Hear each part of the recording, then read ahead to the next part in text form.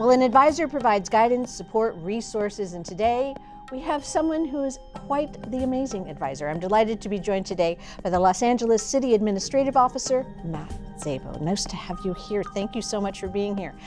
All right, so I just gave you this huge responsibility in terms of the City of Los Angeles and your office advising the mayor and the city council, but literally, what are the parameters of the office? Because it seems very, very complicated looking out, looking in. Right, well, thank you. It's very nice to be here.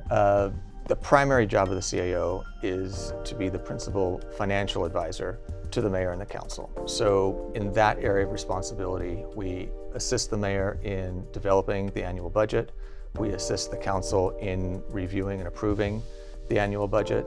We are responsible for making revenue projections for the various sources of revenue that the city brings in. And we bring in a number of sources of revenue, not just property tax, but business tax, sales tax, hotel tax, etc. We need to make projections on that. We monitor how the revenue is coming in versus plan. Because the majority of the money we spend is on employees to deliver services, police, firefighters, rec assistants, etc., 80% of what we spend is on employees.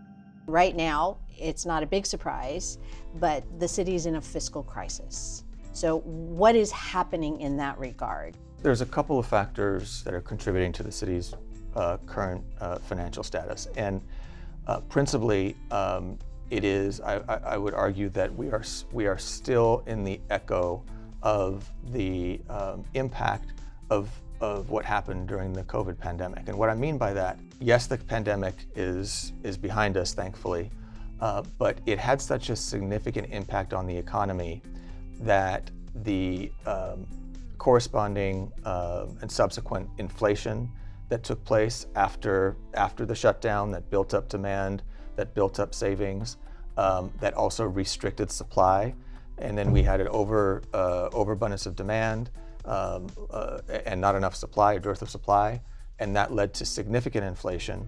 The federal government comes in and increases interest rates in an effort to slow the economy, and that has worked. Inflation has come down, but at the expense of lower levels of spending. So the city, of course, our main source of revenue is property tax, but we also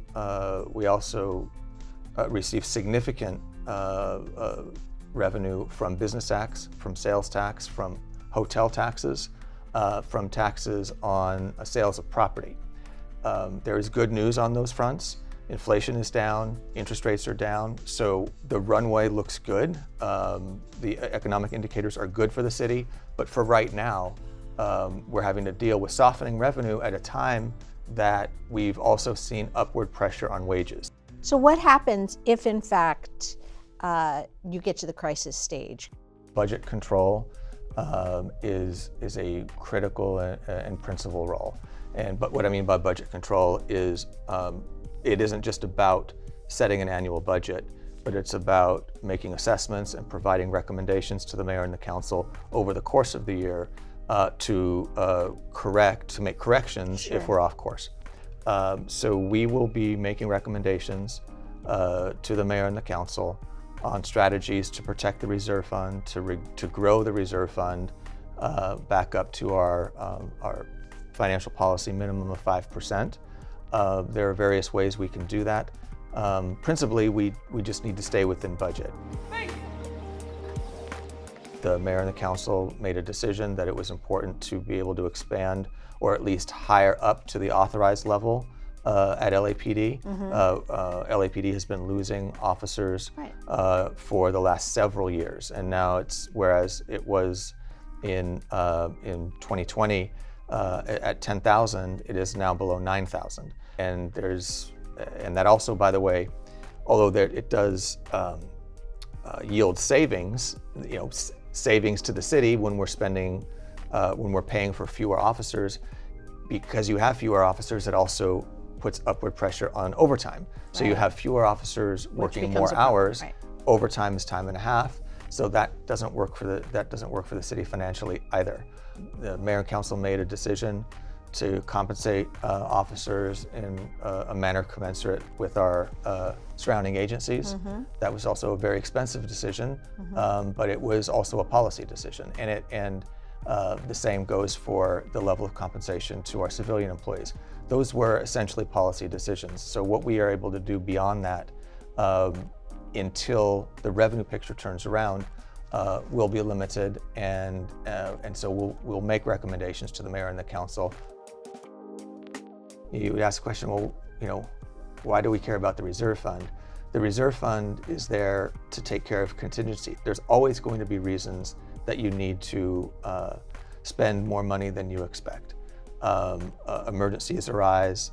There can be over expenditures in areas like overtime because we haven't hired as much as we have, and so our overtime costs are going to be more than anticipated. And we need a contingency. It's a important part of any sound financial plan to have a significant contingency. We clearly need to do work with policymakers and the city attorney to make investments in the areas where we are seeing the highest number of lawsuits and payouts due to judgments and settlements. What does the city do? The city provides police, provides firefighters, provides everything. If you walk outside and if you essentially look at anything that isn't privately owned, that's the city. The trees, the sidewalks, the street lights, the roads, the crosswalks. The city is all responsible for that. The basic city services, the parks, the zoo, the libraries, and we do need to look at strategies to ensure that we're not spending so much money on lawsuits so that we can direct those dollars towards those basic services.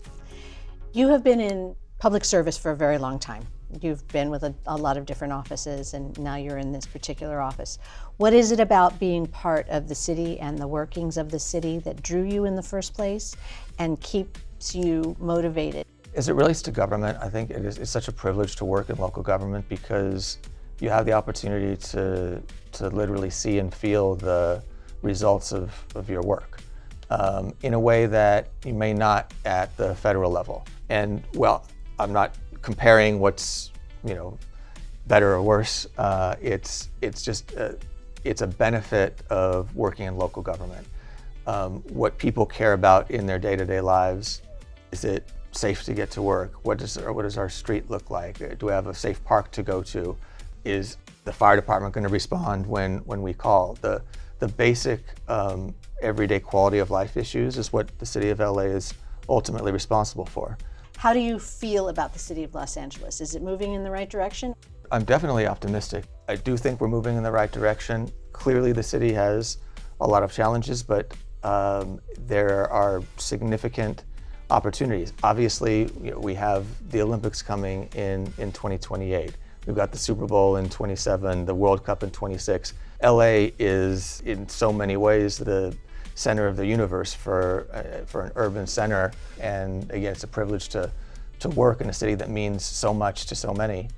And yes, it's recovering from COVID, has presented challenges as it has across the country, particularly in downtowns. But this is a resilient city, and we've got great leadership from the mayor and the council. There is a focus on dealing with and addressing homelessness like there has never been, and a commitment to solving the crisis. And that really is, in my view, the key to unlocking the potential of the city. And I think the commitment is there. Well, thank you so much for joining us today. And if people want to learn more, what's the best way for them to understand what's happening in your office? They can go to our city website, which is cao.lacity.gov. Okay, thank you. And that's a wrap on this LA Currents.